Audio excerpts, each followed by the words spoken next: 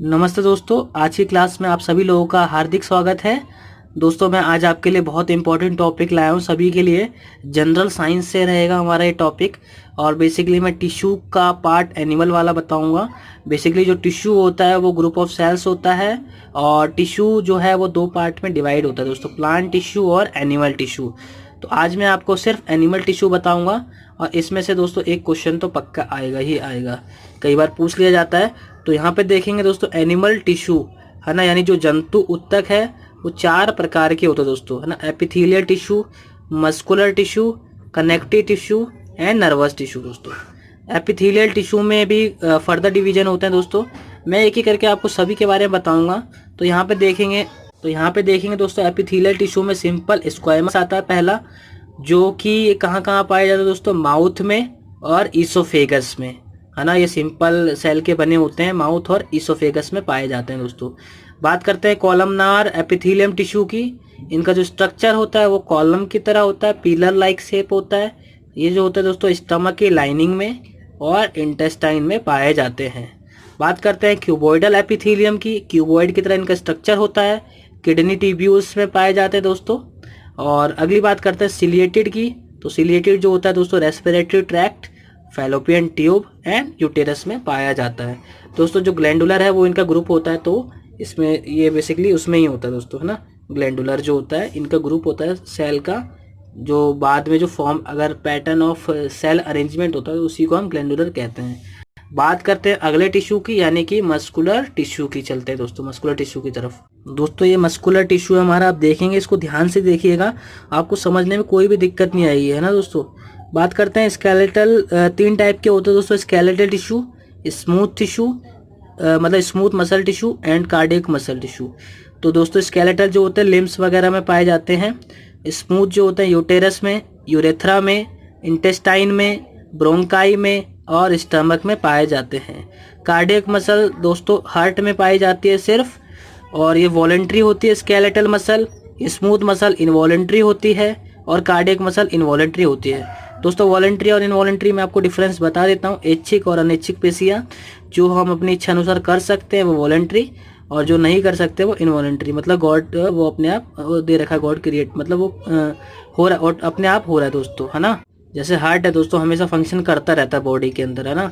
और ये ब्रोंकाई भी हम लोग सांस ले रहे हैं अपने आप, ऐसा नहीं है ना, मतलब तो ये चलता रहता है प्रोसेस, है ना। जब हम खाना खाते हैं तो अपने आप उसका डाइजेशन होता रहता है बॉडी के अंदर। और इसका जो तीसरा काम है ये मूवमेंट में हेल्प करते हैं, और ये पेरिस्टालसिस में हेल्प करते हैं दोस्तों। ये ब्लड सर्कुलेशन में हेल्प करते हैं, मतलब पूरी बॉडी में ब्लड को भेजते हैं आर्टरीज के द्वारा, है ना। इसकी जो शेप होती है दोस्तों स्ट्रेटेड होती है, अनब्रांच्ड होती है, मल्टी न्यूक्लिएटेड होती है दोस्तों। स्मूथ की नॉट स्ट्रेटेड होती है, नॉट ब्रांच्ड होती है और यूनि न्यूक्लिएटेड होती है। और इसकी दोस्तों कार्डियक स्ट्रेटेड होती है, ब्रांच्ड होती है और यूनि न्यूक्लिएटेड होती है। इसका स्ट्रक्चर भी आप देख लेंगे तो सही रहेगा। ये बात करी हमने अभी तक मस्कुलर टिश्यू की। अगले पे चलते हैं दोस्तों कनेक्टिव टिश्यू पे। दोस्तों जो कनेक्टिव टिश्यू है हमारा वो मेनली एक ऑर्गन को दूसरे से जोड़ता है, तो ब्लड इसका मेन आता है दोस्तों, ब्लड मेन कंपोनेंट होता है। इसके अंदर मैट्रिक्स और प्लाज्मा पाए जाते हैं। तो जो मैट्रिक्स के अंदर आरबीसी, डब्ल्यूबीसी एंड प्लेटलेट, इसके बारे में आपको विस्तार से अगले लेक्चर में बता सकता हूं दोस्तों, आप ध्यान रखिएगा, है ना। और अगला आता है दोस्तों बोन भी एक कनेक्टिव टिश्यू है। इसमें दो आते हैं लिगामेंट और टेंडन। तो दोस्तों बोन से बोन का अटैचमेंट लिगामेंट कहलाता है, बोन से बोन, और मसल का बोन से अटैचमेंट टेंडन कहलाता है। कई बार पूछ लिया जाता है एग्जाम में, तो आपसे रिक्वेस्ट है कि देख लीजिएगा थोड़ा सा। एरियोलर टिश्यू दोस्तों ब्लड वेसल के चारों तरफ होते हैं। कार्टिलेज कहाँ कहाँ पाए जाते हैं, जॉइंट में पाए जाते हैं, नोज में पाए जाते हैं, ईयर में पाए जाते हैं, स्टर्नम में पाए जाते हैं दोस्तों। स्टर्नम पता है ना आपको, रिप्स की जो मतलब वो होती है लेयर, वो उसमें होता है। ट्रैकिया में पाए जाते हैं ना, ट्रैकिया आपने सुना होगा, रेस्पिरेटरी सिस्टम में होता है ट्रैकिया, मैं आपको बताऊंगा वो भी। अब हम चलते हैं दोस्तों अगले की तरफ, यानी कि जो हमारा लास्ट बचा है नर्वस टिश्यू की तरफ। तो यहाँ पे दोस्तों एक्सोन होता है, ये जो लंबा जो है ना, जो सबसे लंबा पार्ट होता है नर्वस टिश्यू का वो एक्सोन होता है। ये जो इसके अंदर का पार्ट है ये सेल बॉडी है दोस्तों, यहाँ देखेंगे आप, ये न्यूक्लियस है ना। ये डेंड्राइट होता है दोस्तों, इसके साइड में जो स्ट्रक्चर है ना, धागा लगा स्ट्रक्चर, ये डेंड्राइट कहते हैं इसको। और नोड ऑफ रेनवीर दोस्तों इसके बीच का पार्ट होता है, और इसके चारों तरफ जो कवरिंग होती है उसको माइलिन सेट कहा जाता है। एक श्वान सेल भी होता है दोस्तों यहाँ पे, और ये जो लास्ट में एक्सोन टर्मिनल है। और दोस्तों दो न्यूरॉन के बीच का जो गैप होता है उसको साइनेप्टिक क्लेफ्ट कहा जाता है ना।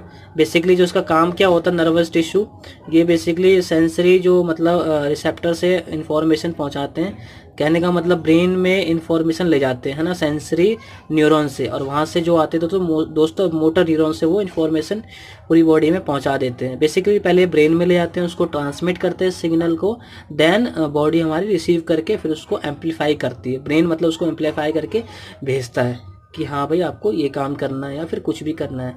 दोस्तों यहाँ हमारा जो आज की क्लास में मैंने आपको एनिमल टिश्यू पढ़ाया है दोस्तों, आशा करता हूँ ये मैं सबसे इसको मैंने शॉर्ट तरीके में आपको मैंने बताने की कोशिश करी है और आपको अच्छे से समझ में आ गया होगा। अगर आपको कोई भी दिक्कत दोस्तों आप कमेंट बॉक्स में ज़रूर लिखिएगा, और मैं आशा करता हूँ दोस्तों आप अगर कमेंट में लिखते हैं तो हमें ये हमारा मनोबल बढ़ाता है ताकि हम अगली वीडियो बना सके आप लोगों के लिए। दोस्तों आपसे आशा है कि आप कमेंट बॉक्स में कमेंट ज़रूर करिएगा, लाइक कर दीजिएगा दोस्तों वीडियो को अगर पसंद आया तो दोस्तों। तब तक के लिए दोस्तों आज के लिए हम इतना ही रखते हैं। धन्यवाद दोस्तों।